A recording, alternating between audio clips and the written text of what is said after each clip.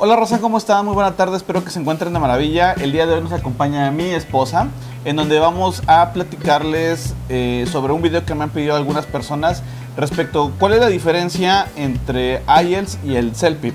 Ahorita lo que les vamos a mencionar es qué tipo de exámenes ha tomado mi esposa, porque bueno, ella es la que ha tomado esos test. Yo solamente he hecho el CELPIP y les vamos a mencionar más o menos cuál es la diferencia, ¿vale?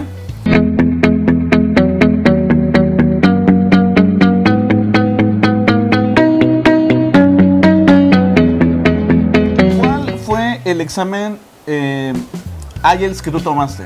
El académico. El académico. ¿Y el CELPIP? El general. El general.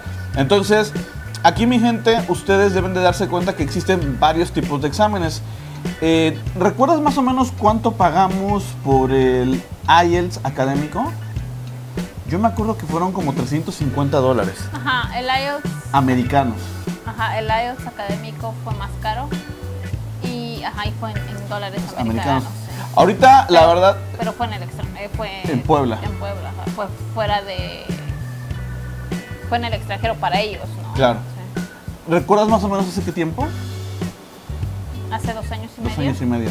Más o menos, para que ustedes lo tengan en cuenta. De todas maneras, yo voy a tratar de buscar los precios actuales y se los voy a tratar de dejar por acá. Y el CELPIP fue el general. ¿Cuánto nos costó? 280. 280. ¿Más impuestos o ya con impuestos? No, más impuestos. Entonces sí fue alrededor de unos $300. Ajá, como $300. Y canadienses. Canadienses. Que entonces, eso si lo ponemos en una balanza, es obvio que el IELTS académico es más caro que el CELPIP general. Bueno, entonces vamos a preguntarle a mi esposa cuáles fueron las diferencias entre cada banda. Recuerden que cada examen maneja las bandas. ¿Cuáles son las bandas, gorda? Listening, reading, writing y speaking. Speaking. ¿Tú encuentras alguna diferencia?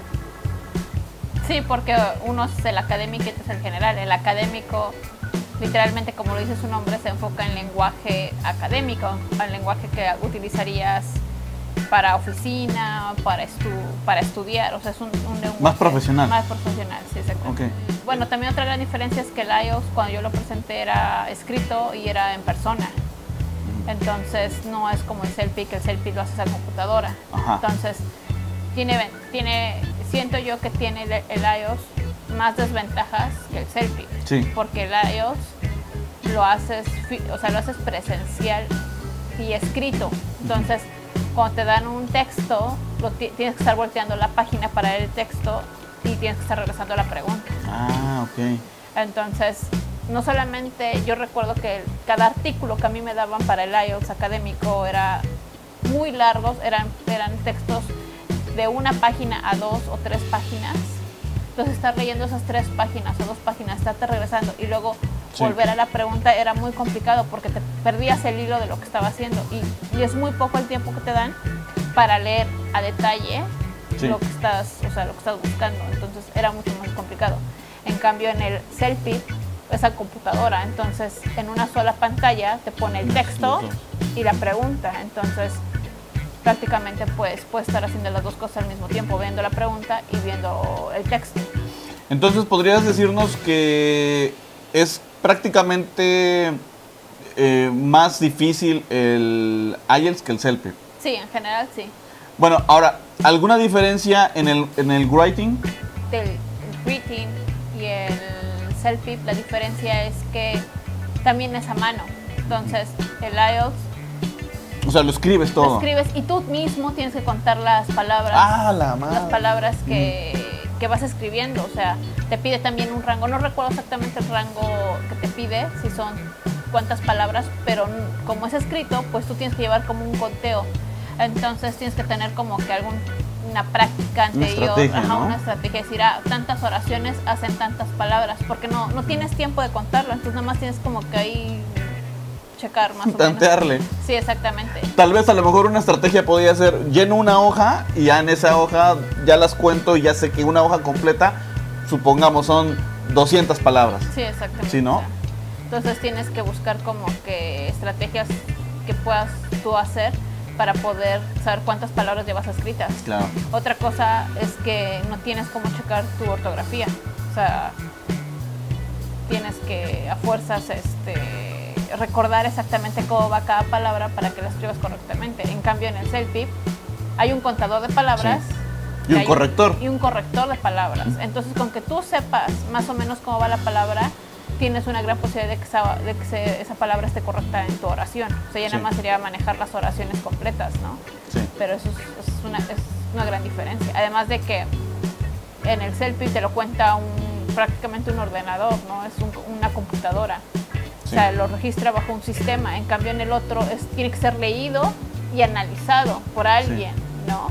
Y si no le entienden a tu letra, sí, ahí ya valió. Entonces ahí también ya cuenta que no solamente cómo escribes en vocabulario, pero también tú tienes que escribir lo más claro que se pueda, porque si tú no escribes claro y la persona que lo lee, o si lo pasan por un computador y ese computador no detecta lo que te cambia una U por una V, por ejemplo, tú ya cambió totalmente Sí, la sentencia. La sentencia y obviamente te va a calificar mal por el vocabulario. Claro. Bien. Oye, ¿y en el speaking?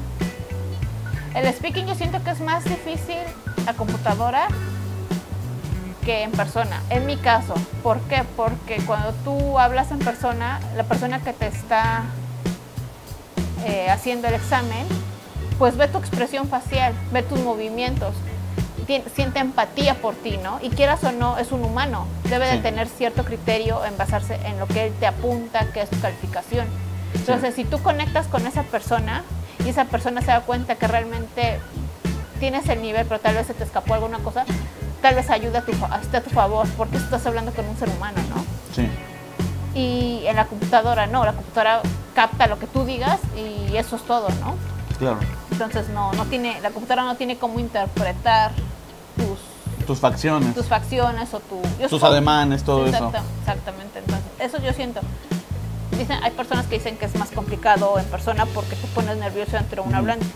Pero pues en mi caso, a mí me gustaba más, esa parte me gustaba más con la persona que está enfrente de ti. De hecho, cuando nosotros, mi gente, hicimos el appointment para poder hacer el examen, el CELPIP, mi esposa estaba buscando la opción de tú hacerlo en papel y en persona, ¿verdad? Sí. Pero no encontramos esa opción. Yo la verdad me sentía como que más cómodo haciéndolo todo a computadora, porque yo sí soy un poco más penoso en estar platicando con alguien y estar escribiendo, porque pues mi ortografía en inglés no es buena, por lo mismo que les estaba comentando a mi esposa. ¿Y nos falta él? No, falta el listening. El listening. Entonces, ¿tú qué diferencias encuentras de listening en ambos test? Pues por ejemplo del IELTS, yo recuerdo que o sea, te ponen una grabadora enfrente de ti, no es como que tengas audífonos con una grabación. Y todo un grupo. Entonces prácticamente escuchas todo lo que las otras, o sea, todo el mundo está escuchando la misma cosa, es una grabación y solamente hay una persona que lo pone play y una persona que lo pone stop, ¿no? Ahí hay ventaja y desventaja. La ventaja de eso es que como tú tienes el libreto en tu mesa, digámoslo así, lo que yo hacía en esa suerte es que no veía a nadie más, o simplemente bajaba mi cabeza y estaba viendo las preguntas mientras el audio estaba corriendo. Entonces yo iba seleccionando mis respuestas como el audio iba corriendo, sí, ¿no? O sea, entonces eso para mí era una ventaja. Sí. En cambio aquí, primero escuchas todo el audio y luego vienen todas las preguntas y tienes que memorizar absolutamente todo. Entonces, eso a mí se me hace muy complicado porque aunque entendía yo absolutamente todo, como son de 3 minutos o más. Sí, hay algunas que son de 1.5, otras de casi 2, 2.5, 3. Todo eso, mi gente, viene en... cuando tú pagas, tienes como que acceso al CELPIP y ahí te dan como que exámenes de prueba y ahí te dicen que la primera parte va a durar tanto y tanto y tanto y tanto. O sea, no es un secreto a voces ese tipo de cosas. O sea, ustedes mismos lo pueden checar. Pero sí, imagínate, o sea, grabarte 2 minutos de una conversación. De una conversación. Entonces, aunque lo hayas entendido, pues obviamente si no tienes muy buena memoria, pues te pierdes. Sí. Entonces, eso es una. Y la otra es que lo que yo sí que encuentro de ventaja del CELPIP es que tienes audífonos. Sí. Entonces, todo lo que escuchas es muy claro, cuando en el otro es una grabación. Entonces, a veces en el eco si por ejemplo el cuarto tiene eco o cualquier cosa, todo eso afecta a cómo tú escuchas, la claridad con la que escuchas. Sí. Pero aquí no, porque aquí es una computadora y es un audio que está en audífonos. Sí. Entonces es muy claro lo que te están, o sea, el mensaje es muy claro. Lo único es que pues, tienes que acordarte de todo. De todo, sí, es una problemática.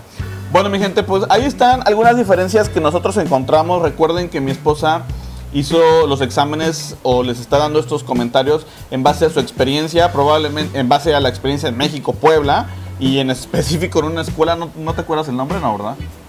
Solamente lo hacen, en Puebla solamente lo pueden hacer la escuela francoamericana, ¿cómo se llama? Es que ya no me acuerdo, pero estaba... es como que una escuela de lenguas. En específico. En específico, no es cualquiera. No. O sea, es una que es reconocida por el gobierno. Ajá. O sea, no es como que tú vayas a una escuela de paga donde haces un examen de inglés. No, tienen que ser escuelas como que reconocidas del nivel estándar. Sí. Pues bueno, mi gente, cualquier duda que tengan, ahí nos los pueden dejar en la cajita de comentarios para que nosotros les podamos ayudar a resolver. Y pues nada, eso sería todo. ¿Algún otro último comentario, verdad? No. Perfecto. Entonces, mi gente, no se les olvide suscribirse al canal, compartir, que bueno, esta información les va a poder ayudar por si quieren venir a Canadá. Recuerden que un examen, el académico, lo tienen que hacer sí o sí, si es que quieren ustedes venir a estudiar, y el CELPIP general, pues lo tienen que hacer pues para la residencia. Entonces, ánimo mi raza, cuídense mucho. Saludos.